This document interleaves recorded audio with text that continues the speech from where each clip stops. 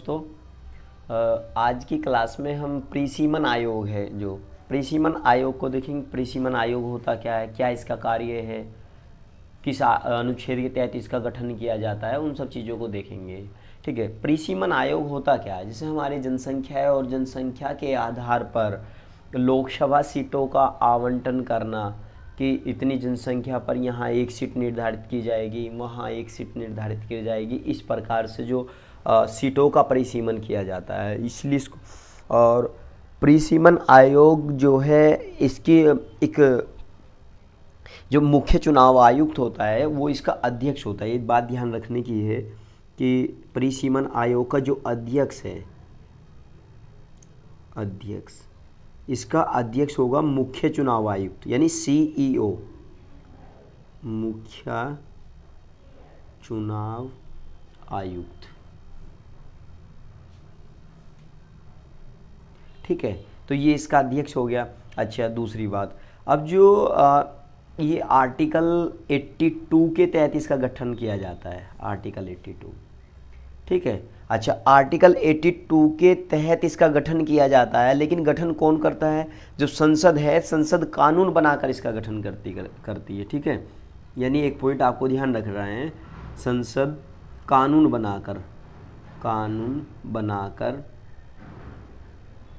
बनाकर इसका गठन करती है।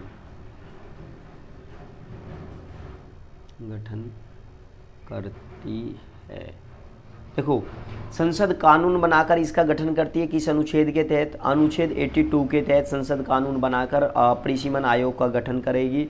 और प्रीसीमन आयोग का जो अध्यक्ष है वो कौन होता है, मुख्य चुनाव आयुक्त यानी सीईओ। ठीक है, तो सीईओ जो हैं वो इसके अध्यक्ष होंगे। और ये मतलब इसका जो है ये संसद के नियंत्रण में ही कार्य करता है। ठीक है, इसी के नियंत्रण में यह कार्य करता है, इसी के नियंत्रण में यह कार्य करता है। ठीक है, इसी के नियंत्रण में यह कार्य करता है। और आप अब इसके यदि कार्य की बात करें, प्रीसीमन आयोग के जो कार्य हैं यदि उनकी बात की जाए, प्रीसीमन आयोग के कार्यों की बात की जाए तो इसके मुख्य 3 कार्य हैं। एक तो पहला कार्य इसका जनसंख्या के अनुपात में सीटों की संख्या को बढ़ाना। ठीक है, पहला कार्य क्या है कि जनसंख्या के अनुपात में सीटों की संख्या बढ़ाना, सीटों की संख्या बढ़ाना। ठीक है, जैसे उत्तर प्रदेश में लोकसभा की 80 सीट हैं और राज्यसभा की 31 सीट हैं, जबकि उत्तर प्रदेश में जो डिस्ट्रिक्ट हैं वो कितने, 75 डिस्ट्रिक्ट हैं। यानी एक डिस्ट्रिक्ट पे यदि एक सीट का निर्धारण किया जाए तो भी कितनी सीट होनी थी लोकसभा की, 75। लेकिन जनसंख्या के आधार पर कुछ डिस्ट्रिक्ट ज़्यादा बड़े हैं जहां लोकसभा सीटों 2-2 लोकसभा सीटें हैं। ठीक है, तो वो किस हिसाब से डिसाइड किया गया है, जनसंख्या के हिसाब से, यानी जनसंख्या के अनुपात में। ठीक है, और दूसरा जो इसका मुख्य कार्य है, दूसरा मुख्य कार्य हो जाएगा इसका आपका जो अलग अलग क्षेत्र हैं उन क्षेत्रों में जनसंख्या को संतुलित करना। ठीक है, यानी विभिन्न क्षेत्रों में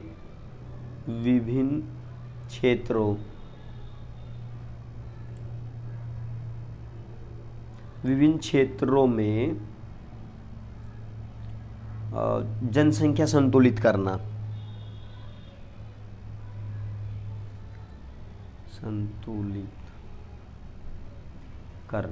ठीक है।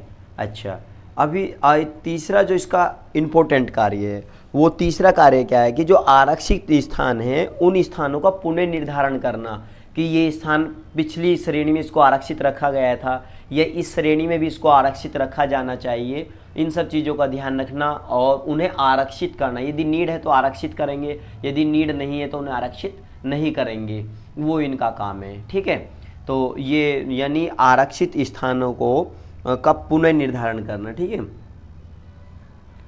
आरक्षित स्थानों का पुनः निर्धारण करना। ठीक है।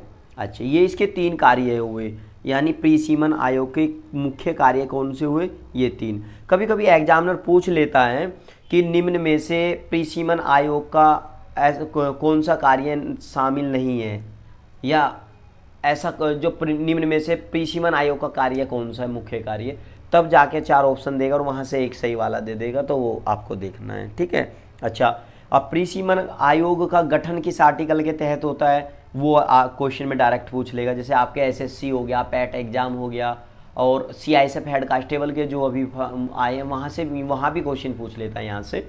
तो अध्यक्ष के बारे में बात कर लेगा कि प्री सीमन आयोग का अध्यक्ष कौन होता है, तो मुख्य चुनाव आयुक्त होता है। और लास्ट वाला जो प्री सीमन आयोग 2002 में गठित हुआ था, उसका अध्यक्ष कौन था, ऐसा भी पूछ लेगा, तो वो भी लिखेंगे अभी हम कि कौन उसका अध्यक्ष था लास्ट वाले प्री सीमन आयोग का। ठीक है। अच्छा, अभी मैं आपको बताऊं, सबसे पहले प्री सीमन आयोग का जो गठन किया गया था, सर्वप्रथम प्री सीमन आयोग का गठन, ठीक है, सर्वप्रथम प्री सीमन आयोग का गठन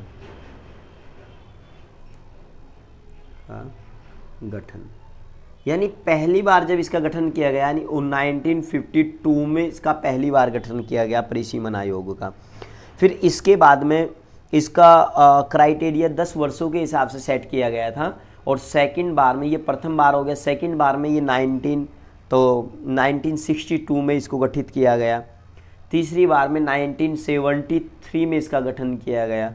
ठीक है। लेकिन चौथी बार में इसको बढ़ा लिया गया। ये किया तो जाना था 82 के नियर बाई, लेकिन ये 82 में ना गठित करके फिर ये 92 में गठित किया गया। तो फिर यानी ये 1973 के बाद में ये जब चौथी बार गठित हुआ, तो ये गठित हुआ आपका ये 2001 में। 2001 की जो जनगणना है, ये 2001 में जनगणना हुई, उस जनगणना को आधार बनाकर प्री सीमन आयोग का प्री सीमन यानी 2001 की जो जनगणना है उसको आधार बना के 2002 में गठित किया गया था। ठीक है।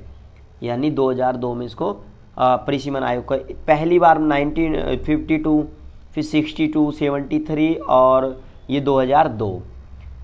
अच्छा, यानी 4 बार से इसका गठन किया जा चुका है प्री सीमन आयोग।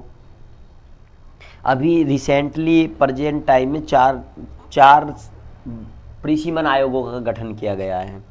और 42वें संविधान संशोधन द्वारा क्या कहा गया कि 2001 तक प्री सीमन आयोग नहीं बनाया जाएगा। जो आपका यानी ये यहाँ से 1973 में जो ये गठित किया गया था प्री सीमन आयोग, ये तीसरे नंबर का था। और जब 42वां वे संविधान संशोधन, अच्छा 42वें संविधान संशोधन कब हुआ था आपका? 42वां संविधान संशोधन हुआ था 1974 या 1976, एक बार मुझे रीचेक करना पड़ेगा। नहीं, तो ये क्या था नहीं, 1976 में ये 42वां संविधान संशोधन हुआ था। ठीक है दोस्तों। अच्छा, अब ये 42वें संविधान संशोधन में क्या कहा गया? 42वें संविधान संशोधन में बोला गया कि जो ये प्री सीमन आयोग है, अब प्री सीमन आयोग 2001 तक गठित नहीं किया जाएगा। 2001 तक गठित नहीं किया जाएगा। तो जब यहाँ ये बोल दिया गया कि नहीं किया जाएगा, तो फिर 2001 में जनगणना हुई, और 2001 में जनगणना होने के बाद तब 2002 में इसका गठन किया गया। और 2001 में जब इसको गठित किया गया, तो इसके जो अध्यक्ष जी थे, मतलब 2001 वाले के जो अध्यक्ष जी हैं, तो वो हैं कुलदीप करके कुछ शायद है, डॉक्टर कुलदीप। तो जो 2002 का प्री सीमन आयोग है, इस आयोग के जो अध्यक्ष जी थे वो थे न्यायमूर्ति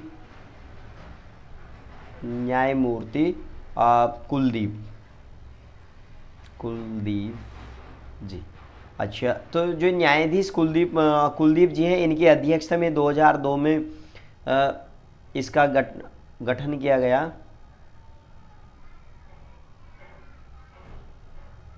ठीक है।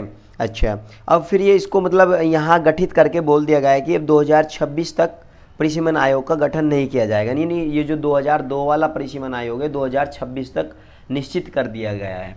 अब 2026 में दोबारा से परिसीमन आयोग का गठन होगा और तब ये जो आपकी सीमा है, कहाँ तक जनसंख्या को किस हिसाब से एडजस्ट किया जाएगा, आरक्षित स्थानों का कैसे निर्धारण किया जाएगा और कितनी जनसंख्या पर एक सीट होगी, वो सब चीज़ों में जो भी चेंज होना है वो सब होगा। अच्छा, बाकी परिसीमन आयोग से रिलेटेड यही है, किसी भी एग्ज़ाम में यदि पूछेगा तो इससे बाहर कुछ भी नहीं पूछ सकता है। यहाँ तक कि आप पीसीएस का यदि एग्ज़ाम दोगे, वहाँ भी यदि कोई आपका स्टेटमेंट बना के पूछेगा तो इन्हीं से स्टेटमेंट बना लेगा। बाकी ज़्यादा इतना हो सकता है कि प्रथम जो आपका परिसीमन आयोग है उसके अध्यक्ष कौन थे, किसकी अध्यक्षता में पहला परिसीमन आयोग गठित किया गया था, यहाँ ये क्वेश्चन किया जा सकता है। बस यही, और बाकी तो मोस्टली हो ही गया है। ठीक है।